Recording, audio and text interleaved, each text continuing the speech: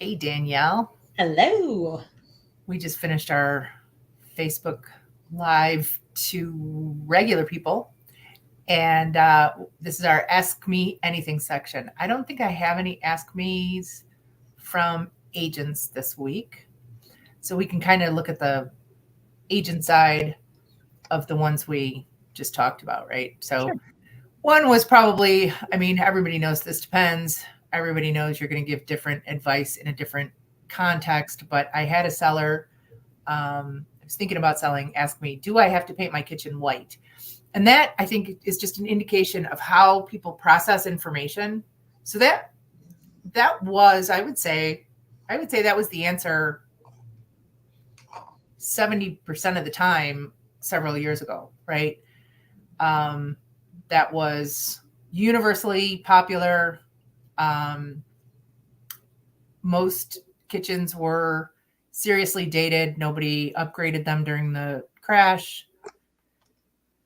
Uh, we were dealing with a lot of outdated materials, and people were really getting away from wood altogether. I think wood's come back, not exclusively.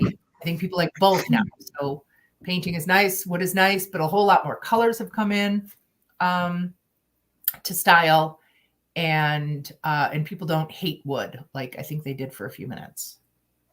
Oh, it's that orangey, yellowy wood. I think that was what was going in a lot of houses in 2005, 2006. Yeah, That people were like, because it does. I mean, let's be honest, to an extent, it does clash with some colors. If you wanted to be, if you wanted your walls to be anything but gray, and even gray, it still didn't look great. But that yeah. And it does. anything that was in 10, 15 years ago is always going to, or in it was ubiquitous. So that's, going to be an issue. So the answer, of course, is no, you don't have to make that choice. And everything is going to be on a specific house, specific market basis. And I think that we always, yeah, we are the guiding people to helping buyers or sellers figure out, the best bang for. We sometimes, I think, get a little too preachy, a little too insistent that our way is the only way. And we sometimes have to just give our ideas. So clearly, when somebody comes to Ruth and says, do I have to? That obviously means they don't want to. Right. And we need to hear that, and we have to talk to them about, we check out their house and then give it, this kitchen is a bit dated. You don't have to do anything, but just recognize that it might take a little longer, or you might not get top dollar. Yeah. And what's the most important thing to you? If it is, I have to sell this in the first weekend, I can't possibly sit through 2 weekends of showings. Well, then that's a different strategy. Then I want to get the most money. It's a different strategy from I want to not do anything, right? So we have to hear what the goals are and tailor our advice to that. And of course, also the budget, whether it's money or time or resources, we need to be sensitive to that too. So we might know the answer for what's going to get you multiple offers in 5 minutes, but that doesn't mean that's feasible for that seller to do at that time. So it's always a conversation, right? So next question was, do I have to follow the rules of an HOA? Hopefully all agents know that the answer to this is yes, you have to follow the rules. So you should know them before you move in. We feel you, agents. We don't get those rules and regs ahead of time. It can be really difficult trying to get any information from an HOA. My own management company is useless at disseminating information for sales.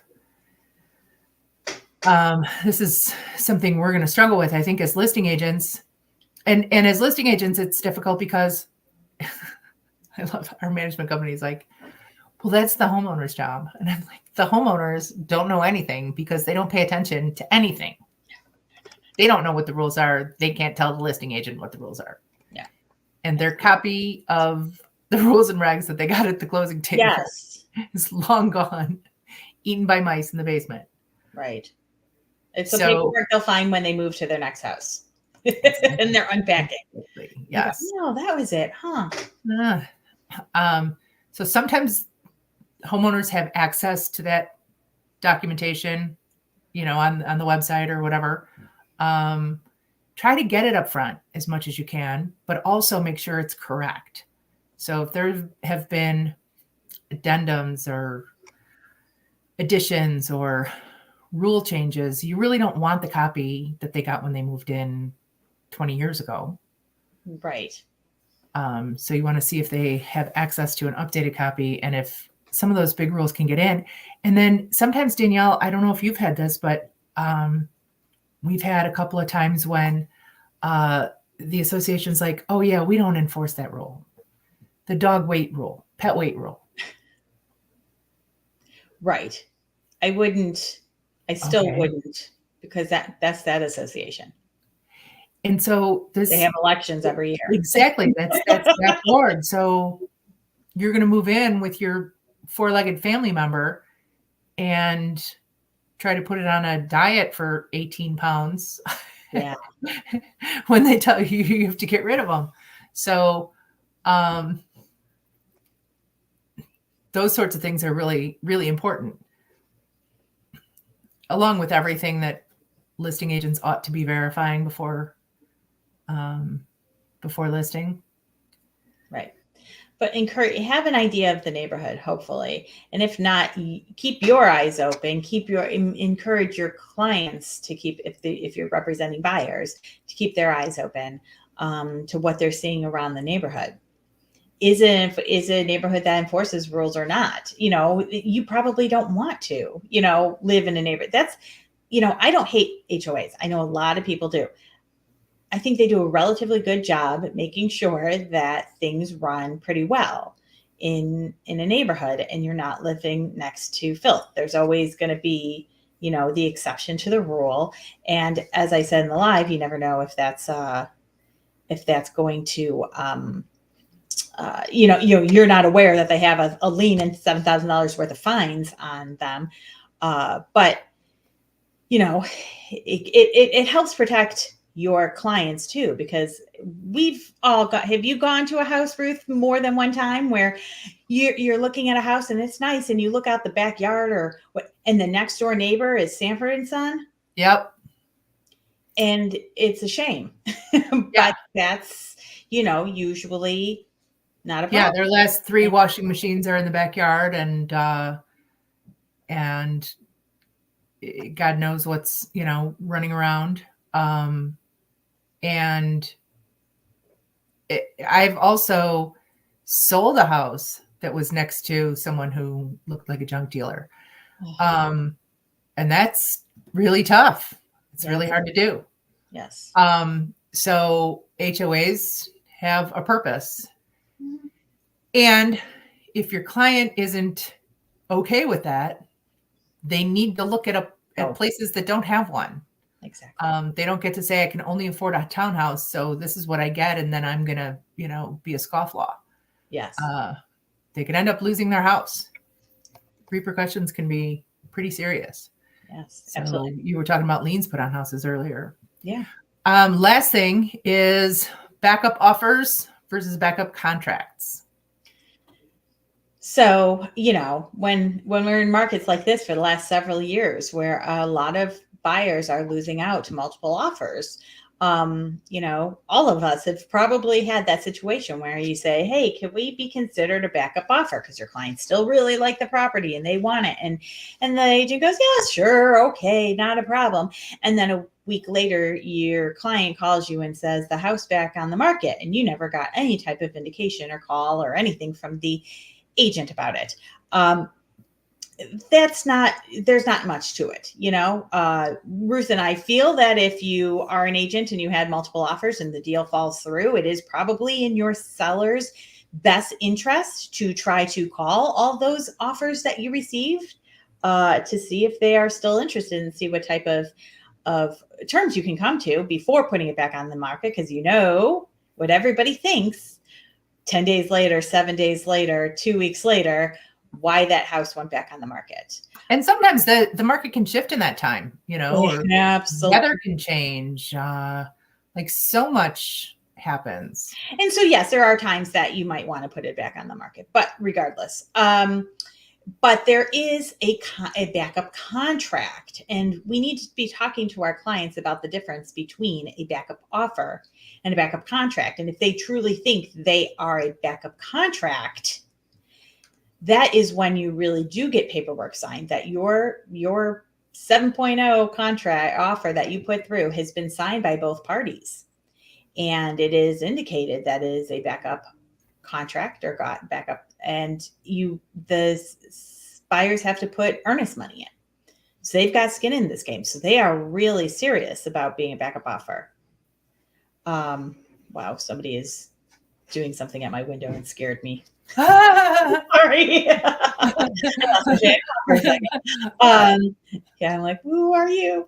So anyway, but so a backup contract. So when your buyers ask to be a backup offer, that's your opportunity to talk about what they mean, what their expectation is about this backup offer, and do they want to pursue a backup contract? And that can, be beneficial, I think, for both sides to have a true backup contract.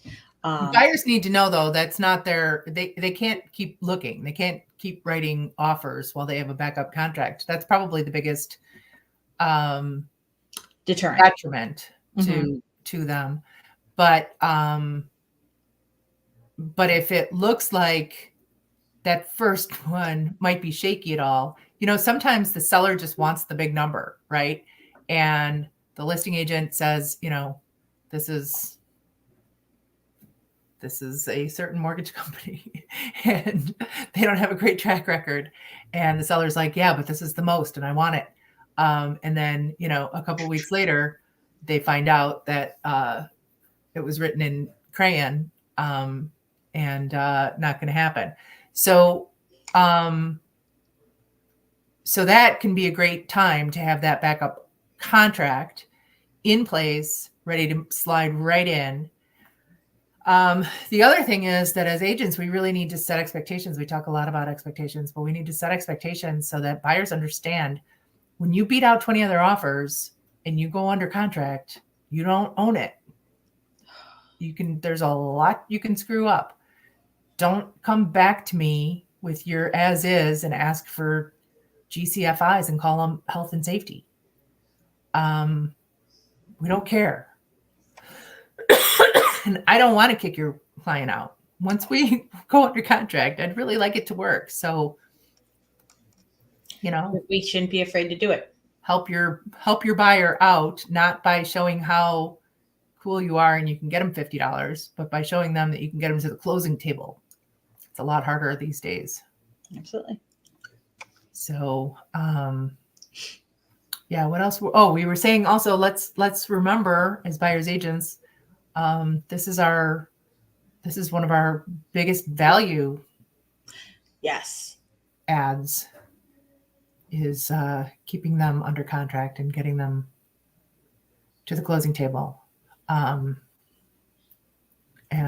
we're under assault right now, so we need to keep reminding people of that and the fact that it's really, really hard to get that done and stay under contract. So you want a professional in your corner when you do it, and a well-paid one. All right. Well, this is Ask Us Anything. We do it once a month, but you can ask in the comments and we'll come back and answer. So until next week, have a good one. All right. See you then. Bye-bye.